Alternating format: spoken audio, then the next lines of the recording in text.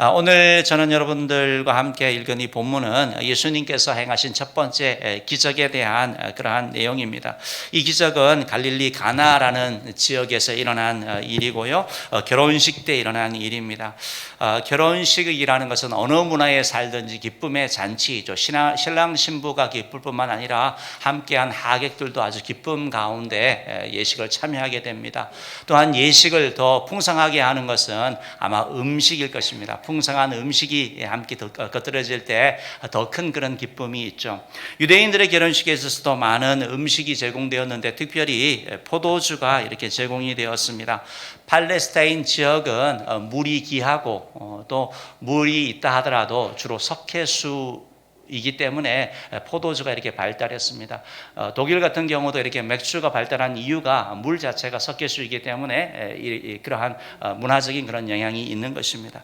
그래서 유대인들에게 있어서는 이 음료수의 대용으로 이렇게 포도주가 사용되어진 것을 볼 수 있습니다.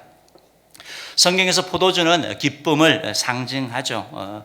가나의 혼인잔치에서 그만 이 기쁨을 상징하는 포도주가 떨어진 것입니다.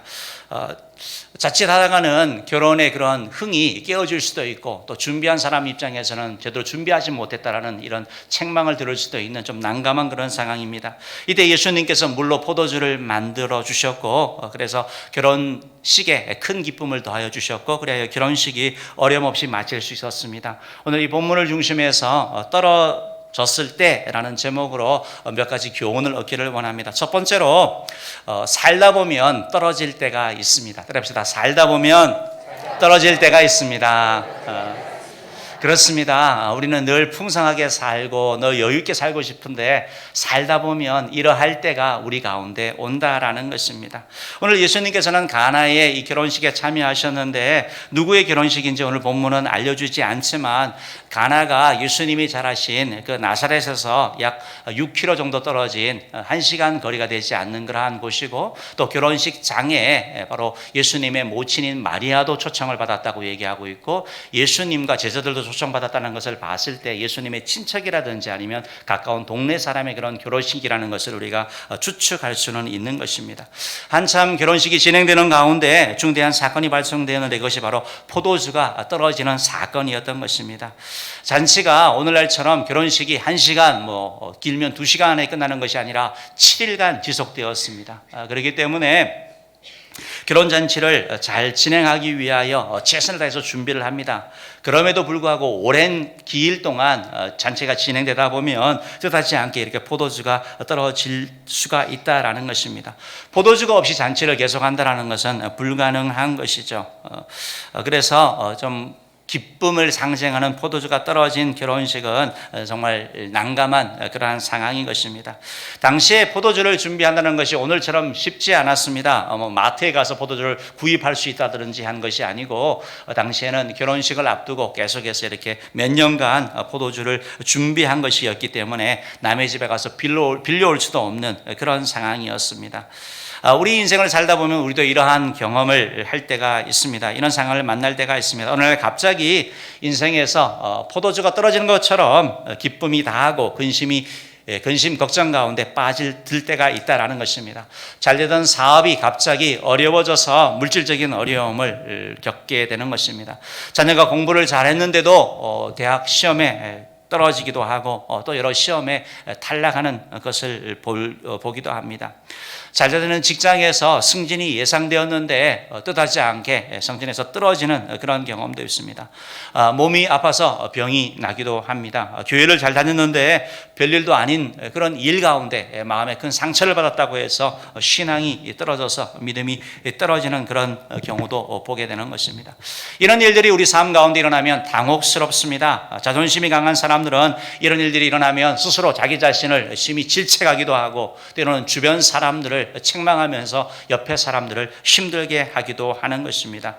그러나 우리가 알아야 되는 것은 누구에게나 이런 일이 일어날 수 있다는 것입니다. 누구에게나 인생을 살다 보면 떨어질 때가 있다라는 것입니다. 하나님의 말씀인 전도서 3장 1절부터 4절은 우리에게 때에 대한 말씀을 이렇게 교훈하고 있습니다. 우리 같이 한번 읽어볼까요? 범사가 기한이 있고 천하 만사가 다 때가 있나니 날 때가 있고 죽을 때가 있으며 심을 때가 있고 심은 것을 뽑을 때가 있으며 죽일 때가 있고 치료할 때가 있으며 허할 때가 있고 세울 때가 있으며 올 때가 있고 웃을 때가 있으며 슬퍼할 때가 있고 춤출 때가 있으며 4절 말씀을 보면 울 때도 있고 웃을 때도 있고 슬퍼할 때도 있고 춤출 때가 있고 인생 가운데 우리는 늘 웃기를 원하고 늘 춤추기를 원하지만 그렇지 않은 때도 우리 삶 가운데 주어진다라고 말씀하고 있다라는 것입니다. 그렇기 때문에 우리가 문제가 일어났을 때 책임 소재를 따지는 것, 그것보다 더 중요한 것은 문제를 해결하는 것입니다. 문제 상황을 직시하는 것, 인정하는 것, 그냥 지금 떨어진 상황을 받아들이는 것, 이것이 바로 큰 용기라는 것입니다. 그런데 성경을 보면 이렇게 떨어진 상황, 결핍, 걱정, 위기, 어려움, 두려움, 이런 상황이 되었을 때 또 이런 위기 상황이 오히려 하나님의 큰 은혜를 경험하는 것을 보게 되는 것입니다. 위기를 맞게 되면 하나님을 바라보게 되는 거죠. 위기를 맞게 되면 하나님을 찾게 됩니다. 그러다 보면 하나님의 은혜를 경험하게 되는 것입니다. 출국 당시에 이스라엘 백성들이 출애굽을 해서 가는 가운데 뒤에는 애굽 군대가 쫓아오게 됩니다. 앞에는 홍해가 가로막고 있습니다. 앞으로 갈 수도 없고 뒤로 갈 수 없는 그러한 때 하나님을 바라봤을 때 하나님이 홍해를 갈라주시는 것이죠. 광야 생활을 해나가는 가운데 광야에 먹을 게 없습니다. 마실 게 없습니다. 그럴 때 하나님께 기도했더니 하나님께서 하늘에서 만나와 메추라기를 내려주셨고 또한 반석에서 물을 공급하여 주시는 이런 기적적인 사건들이 일어난 것을 볼 수 있습니다. 광풍이 불어서 배가 침몰해 갑니다. 아무리 노를 저어도 파도를 이길 수 없습니다. 바로 그때 주님께서 찾아오셔서 파도를 잠잠케 하시는 일, 이런 일들이 바로 위기 상황 가운데 떨어졌을 때 일어나는 일이다라는 것입니다. 그러므로 떨어졌을 때는 하나님의 크신 은혜를 체험할 때이고 살아계신 좋으신 하나님을 만날 때라는 것입니다. 상황이 오히려 역전될 수 있는 때라는 것입니다. 그러므로 우리가 떨어졌을 때 해석을 잘 하시기 바랍니다. 떨어졌을 때 망한 것이 아니고 저렇게 출발할 수 있고 저렇게 나아갈 수 있는 때라는 것입니다. 영국의 소설가인 올리브 골든 스미스는 이렇게 말했습니다. 인생의 가장 큰 영광은 결코 넘어지지 않는 데 있는 것이 아니라 넘어질 때마다 일어서는 데 있다.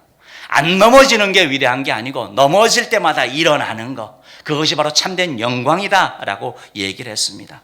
사랑하는 성도 여러분, 우리 삶을 살면서 떨어졌을 때 스스로를 질책하고 또한 다른 사람을 탓하지 말고 또 문제를 그대로 인정하고 받아들이는 저와 여러분들이 간절히 바랍니다. 이 상황에서 분쟁하게 되면 관계가 망가집니다. 가정이 깨어집니다. 교회 공동체가 무너지는 것입니다. 이런 떨어지는 이런 상황일수록 서로를 격려하고 서로를 위로하고 서로를 세워나감으로 말미암아 넉넉히 이겨나가고 또한 그 위기 상황 가운데 개입하시는 하나님을 바라보는 우리의 모든 성도님 되기를 주님으로 축원합니다. 두 번째로 떨어졌을 때는 인내하며 기도해야 된다는 것입니다. 떨어졌을 때 떨어짐으로 끝나는 것이 아니라 바로 그때는 우리 하나님을 바라볼 때이고 기도할 때이고 인내하며 나아가야 될 때라는 것입니다. 우리 인생에 이런 일들이 일어나면 당황스럽습니다. 허둥대기가 쉽습니다. 책임자를 원망하고 불평하기 쉽습니다. 그런데 오늘 본문에 보면 어떻게 이 문제를 해결해 나갑니까? 3절을 같이 한번 읽어보도록 하겠습니다. 포도주가 떨어진지라 예수의 어머니가 예수에게 이르되 저들에게 포도주가 없다 하니. 사랑하는 성도 여러분, 예수님의 어머니 마리아가 예수님께 이 문제를 가지고 나왔다라는 것입니다. 예수님께 나와서 얘기합니다. 저들에게 포도주가 없다 라고 말하는 것을 볼 수 있는 것입니다. 이것은 바로 마리아의 기도라는 것입니다. 기도가 무엇입니까? 기도는 우리의 부족한 것을 하나님께 아뢰는 것입니다. 기도는 우리의 필요한 것을 주님께 요청하는 것입니다. 간구하는 것입니다. 주님, 이러한 것들이 필요합니다. 이런 상황 가운데 있습니다라고 간구하는 것, 이것이 바로 기도라는 것입니다. 있는 그대로 주님의 도움을 구하는 것, 이게 바로 기도인 것입니다. 문제가 있을 때, 떨어졌을 때 얼마나 빨리 주님을 찾느냐, 이것이 바로 영성의 크기인 것입니다. 영성이 깊은 사람일수록 문제에 떨어졌을 때 바로 그 즉시 주님을 찾는 사람인 것입니다. 믿음이 적은 자는 스스로 문제를 해결하려고 발버둥 쳐봅니다. 해도 안 되면 그때 주님을 찾는 것입니다. 고생은 고생대로 다 하고 난 이후에 주님을 찾는 것이지요. 중요한 것은 빨리 찾든 늦게 찾든 해결책은 바로 우리 주님께 있다라는 것입니다. 그러므로 고난 중에 우리가 해야 할 일은 주님을 찾아 기도하는 일인 것입니다. 야고보 5장 13절은 그리하여 우리에게 이렇게 말씀하고 있습니다. 너희 중에 고난당하는 자가 있느냐? 그는 기도할 것이요. 즐거워하는 자가 있느냐? 그는 찬송할지니라. 아멘. 사랑하는 성도 여러분, 하나님의 축복 가운데 있습니까? 찬송하시기 바랍니다. 혹시 고난 가운데 있습니까? 빠진 그런 상황 가운데 있습니까? 주님을 향하여 기도하는 저 여러분들을 주님으로 축원합니다. 기도할 때 하나님이 은혜 베푸실 것입니다. 이스라엘 왕 중에 히스기야 왕이 있었습니다. 히스기야 왕이 그가 왕으로 다스리던 때에 아수르 왕이 바로 침입해 왔습니다. 그래야 성을 완전히 포위했습니다. 이때 히스기야는 전략 회의를 한 것이 아니라 자기 옷을 찢고 베옷을 입고 성전에 올라가서 오늘날로 얘기하면 교회에 와서 하나님께 간절히 부르짖어 기도했습니다. 그가 보낸 편지를 펴놓고 하나님 도와달라고 한 기도의 내용이 열왕기하 19장 16절부터 기록되어 있습니다. 우리 같이 한번 읽어보겠습니다. 시작. 여호와여 귀를 기울여 들으소서. 여호와여 눈을 떠서 보시옵소서. 사내립이 살아계신 하나님을 비방하러 보낸 말을 들으시옵소서. 여기서는 기도이기 때문에 지금 막 절박한 상황이기 때문에 사실은 여호와여 귀를 기울여 들으소서 이런 게 아니고요. 여호와여 귀를 기울여 들으소서. 여호와여 눈을 떠서 보시옵소서. 사내립이 살아계신 하나님을 비방하려 보낸 말을 들으시옵소서라고 간절하면서 나오는 그러한 부르짖음인 거죠. 울부짖음인 거죠. 19절에 그는 계속해서 기도합니다. 19절을 한번 읽어보겠습니다. 시작. 우리 하나님 여호와여 원하건대 이제 우리를 그의 손에서 구원하옵소서. 아멘. 따라 봅시다. 우리를 그의 손에서 구원하옵소서. 사랑하는 성도 여러분, 우리 기도 가운데 하나님 나를 구원하옵소서. 이 환난에서 구원하옵소서. 이 시련에서 구원하옵소서라고 부르짖고 나아가는 저 여러분들을 간절히 바랍니다. 하나님께서는 이 기도를 들으셔서 바로 18만 5천 명을 물리치려는 그런 승리를 이들 가운데 주셨다는 것이죠. 히스기야 왕은 군대도 무기도 전략도 부족했기 때문에 하나님께 매달릴 수밖에 없었던 것이죠. 그때 바로 하나님이 역사하신 것입니다. 또한 히스기야 왕이 질병으로 사망 선고를 받고 죽게 되었을 때 그는 하나님께 부르짖어 기도하지 않습니까? 하나님 그의 생명을 15년간 연장시켜 주시는 것이죠. 간절한 기도 가운데 응답하시는 주님, 그 주님을 체험하고 그 주님을 만날수록 우리는 기도의 용사가 되는 것입니다. 빌보서 4장 6절 7절 말씀은 기도에 대하여 이렇게 말씀하죠. 우리 너무나 잘 아는 말씀이지만 다시 한번 읽어보겠습니다. 시작. 아무것도 염려하지 말고 다만 모든 일에 기도와 간구로 너희 구할 것을 감사함으로 하나님께 아뢰라. 아멘. 그리하면 모든 지각에 뛰어난 하나님의 평강이 그리스도 예수 안에서 너희 마음과 너희 마음의 생각을 지키시리라 라고 말씀합니다. 여러분 염려 많으시죠? 걱정 있으시죠? 어떻게 합니까? 주님께 기도하는 자 되기를 주님으로 축원합니다. 너희 염려를 주께 맡겨버리라. 주님께 던져드림으로 말미암아 하나님의 평강이 우리 장로의 성도들 10년 가운데 임하기를 주님으로 축원합니다. 기도는 문제 해결의 지름길이라는 것입니다. 기도하는 사람을 통하여 하나님이 일하신 것이죠.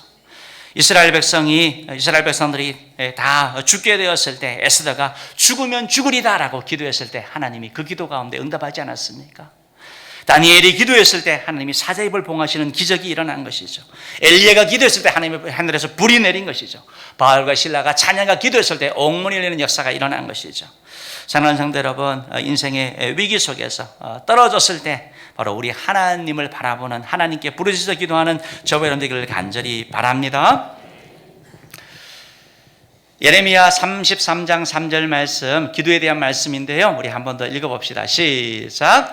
너는 내게 부르짖으라. 내가 내게 응답하겠고 내가 알지 못하는 크고 은밀한 일을 내게 보이리라. 아멘. 낭망하고 절망하지 마시고 우리 주님께 부르짖어 기도합시다. 기도의 자리에 나옵시다. 새벽 기도, 철야 기도, 퇴근을 할 때나 출근을 할 때나 학교 마치거나 학교 갈 때나 틈틈이 주님 앞에 나와서 기도할 때 하나님이 응답하에 축복을 주실 줄 믿습니다. 그런 애가 우리 모두 있기를 주님으로 축원합니다. 인생은 마라톤입니다. 결국 웃게 되는 사람은, 결국 최후에 웃는 사람은 기도하는 사람입니다. 하나님을 더 의지하는 사람입니다. 우리 모두가 그렇게 되기를 간절히 바랍니다. 세 번째 하나 더 해야 되겠습니다. 예수님께 이렇게 기도를 했는데 예수님께서 이 마리아의 기도에 대한 대답이 무엇입니까? 요한복음 2장 4절 말씀 한번 보죠. 읽어봅시다. 시작. 예수께서 이르시되 여자여 나와 무슨 상관이 있나이까? 내 때가 아직 이르지 아니하였나이다. 여러분, 예수님이 이렇게 말씀하시니까 시험 들었어요. 이런 분들 계시죠. 그런데 사실입니다. 예수님이 신랑 신부도 아니고 예수님이 결혼 책임자도 아니고 무슨 상관이 있습니까? 아무 상관이 없지 않습니까? 그 말은 맞는 말인 거죠. 그러면서 예수님이 말씀하시는 것은 내 때가 아직 이르지 아니하였다라고 말씀합니다. 그래서 때가 되면 들어주신다라고 말씀하고 있는 것입니다. 사랑하는 성도 여러분, 때가 되면 내 때가 이르지 아니하였다. 우리가 생각하는 때와 주님의 때가 다르다라는 것입니다. 우리가 생각하시는 포도주가 지금 떨어진 이 상황이 바로 주님의 역사가 일어나야 될 때라고 생각하는데, 바로 지금, 바로 이 시간. 그러나 주님의 말씀은 우리가 원하는 때가 아니라 주님의 영광이 잘 드러날 수 있는 때를 가리킨다라는 것입니다. 그래서 성경에 보면 때와 시기는 바로 아버지께서 자기 권한에 두셨다라고 말씀하고 있습니다. 그렇기 때문에 우리가 주님의 때를 모르기 때문에, 그러나 응답하신다는 사실을 확신하기 때문에 우리는 인내하며 기도하는 것입니다. 그래서 떨어졌을 때는 인내하며 기도함으로 말미암아 승리하는 저와 여러분 되기를 주님으로 축원합니다. 세 번째, 떨어졌을 때 주님의 음성을 듣고 순종해야 됩니다. 따라합시다. 떨어졌을 때 주님의 음성을 듣고 순종해야 합니다. 주님의 기적은 순종하는 사람들을 통하여 일어나는 것이죠. 마리아는 자기의 요청이 즉시 응답되지 않았지만 낙심하거나 원망하지 않았습니다. 상처받거나 화내지도 않았습니다. 오히려 하인을 찾아가서 이렇게 말합니다. 5절 말씀 한번 읽어봅니다. 시작. 그의 어머니가 하인들에게 이르되 너희에게 무슨 말씀을 하시든지 그대로 하라 하니라. 따라 봅시다. 너희에게 무슨 말씀을 하시든지 그대로 하라. 사랑하는 성도 여러분, 마리아가 이렇게 말할 수 있는 것은 예수님에 대한 확신 때문이죠. 믿음 때문인 거죠. 말씀에 대한 확신 때문에 그런 것입니다. 마리아가 요셉과 정혼을 하고 결혼하기 전에 기다리고 있었었죠. 그때 천사가 나타나서 얘기하는 거죠. 네가 아들을 낳을 것이다. 그 아이들을 예수라 하라. 받아들일 수 없었습니다. 아니, 내가 남자를 모르는데 아직 결혼도 안 했는데 무슨 아이를 놓습니까? 받아들일 수 없습니다 라고 얘기할 때 천사가 얘기를 하는 거죠. 하나님의 말씀은 능치 못한 일이 없다. 마리아가 충격을 받죠. 그리고 뭐라고 얘기를 합니까? 내가 주의 계집종이오니 주의 말씀대로 되옵소서. 뜻대로 되라고 그렇게 기도하지 않습니까? 그래서 실질적으로 바로 마리아를 통하여 예수 그리스도가 탄생하는 이런 경험을 하게 되는 것입니다. 여러분, 이런 말씀, 하나님의 말씀에 대한 이런 경험이 마리아의 삶 가운데 있었기 때문에 하인들에게 얘기를 하는 거죠. 무슨 말씀을 하시든지 그대로 해라. 그러면 이루어진다라고 고백하는 것입니다. 사랑하는 성도 여러분, 우리의 삶 가운데 이런 마리아와처럼 주변 사람들을 믿음으로 세우기 위해서는 우리 삶 가운데 이런 간증이 많아지기를 원합니다. 체험이 많아지기를 원합니다. 살아계신 하나님을 날마다 경험하고 그분과 교제하는 일들이 우리 가운데 있어서 이런 교제가 많아질 때 우리가 이렇게 할 수 있는 것입니다. 이렇게 하인들에게 얘기를 했더니 하인들이 어떻게 순종합니까? 6절 7절 말씀 우리 같이 한번 읽어보겠습니다. 시작. 거기에 유대인의 정결 예식을 따라 두세 통 드는 돌 항아리 6이 놓여 있는지라. 예수께서 그들에게 이르시되 항아리에 물을 채우라 하신즉 아기까지 채우니. 5절까지 말씀이 좀 끊어지고 그 이후에 시간이 흐른 다음에 이제 말씀하는 거죠. 그 가운데 뭐가 있었습니까? 돌 항아리 6이 있었다고 얘기하고 있습니다.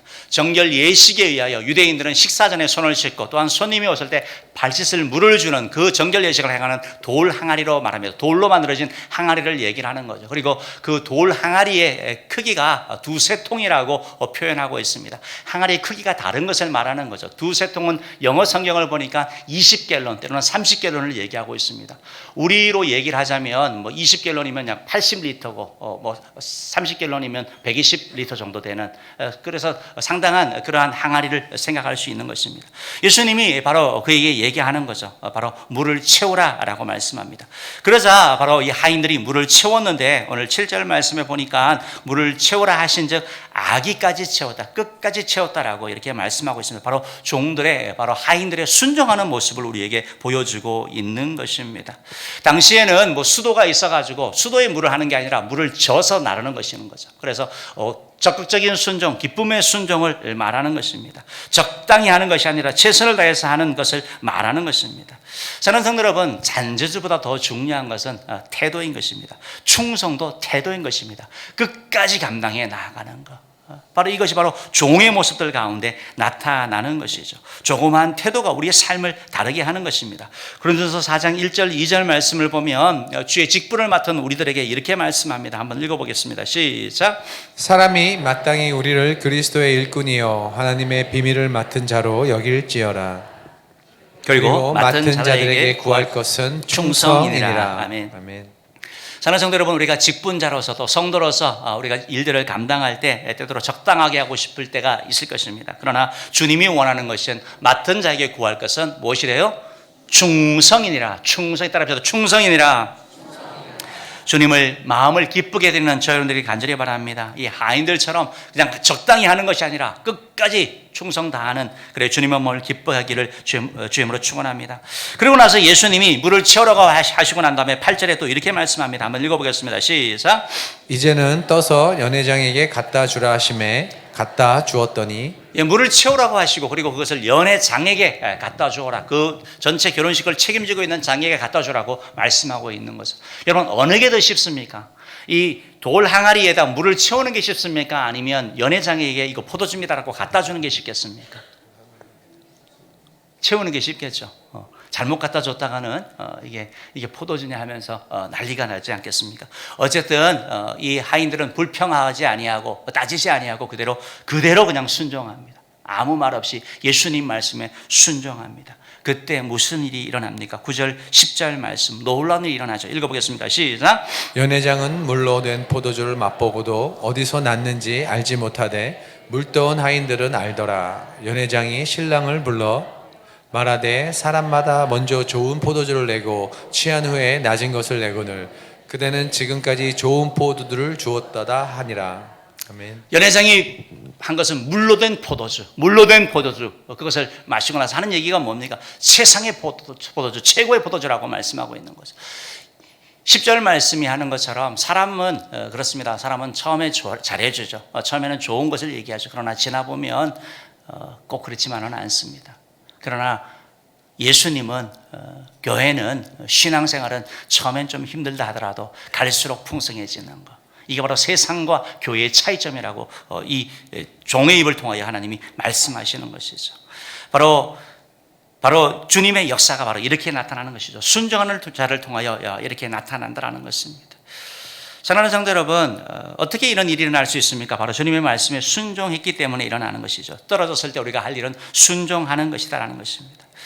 자, 여러분, 그런데 문제를 놓고 우리가 기도를 하다 보면 주님의 음성이 우리 가운데 들립니다. 주님의 말씀이 들립니다.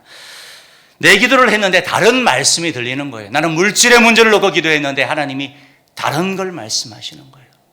나는 건강의 문제를 놓고 기도했는데 하나님이 다른 말씀을 나에게 주시는 거예요. 때로는 설교 시간에 찬양 시간에 말씀이 들립니다. 성도님을 통하여 말씀합니다. 어린아이와 자녀들을 통하여 때로 주님이 말씀합니다. 내 문제와 직접 상관없는 문제에 순종하라고 주님이 말씀하시는 거죠. 한번 생각해 보십시다. 오늘 이 가나 혼인잔치에서 포도주가 딱 떨어졌는데 종들이 받은 명령은 무엇입니까? 포도를 구해오라는 얘기가 아니었습니다. 포도주를 구해오라는 얘기도 아니었습니다. 그리고 포도주 통에다 물을 채워가지고 포도 냄새라도 나게 하라. 그것도 아니었습니다. 전혀 상관없는 결례를 행하는 것에 채우라고 말씀했습니다. 별개의 것인 것이죠. 그러나 그대로 순종합니다. 하나님은 그걸 통하여 일하시는 것이죠. 때때로 하나님께서는 우리 삶 가운데 전혀 별개의 것을 말씀하십니다. 그리고 그 일을 통하여 하나님의 영광을 드러내는 것을 볼 수 있는 것입니다. 2019년 우리 은혜 공동체에 주시는 순종의 말씀은 사랑하는 것입니다. 용서하는 것입니다. 관계를 회복하는 것입니다. 제자의 정체성을 찾는 것입니다. 요한복음 14장 33절, 34절, 35절은 이렇게 말씀합니다. 새 계명을 너에게 주노니 서로 사랑하라. 내가 너희를 사랑한 것 같이 너희도 서로 사랑하라. 너희가 서로 사랑하면 이로써 모든 사람이 너희가 내 제자인 줄 알리라. 사랑하는 것이 바로 제자의 결정체라고 제자의 정체성이라고 말씀하고 있습니다. 사랑하는 성도 여러분, 우리가 가정에서 사랑합시다. 남편과 아내가 서로 사랑합시다. 서로 용서합시다. 교회에서 서로 사랑합시다. 용서합시다. 그때 주님의 제자됨이 나타나는 것입니다. 이 명령은 우리 은혜 모든 공동체에게 주신 말씀인 것이죠. 고린도서 3장 18절부터 20절은 이렇게 말씀합니다. 아내들아 남편에게 복종하라. 같이 읽읍시다. 시작. 아내들아 남편에게 복종하라. 이는 주 안에서 마땅하리라.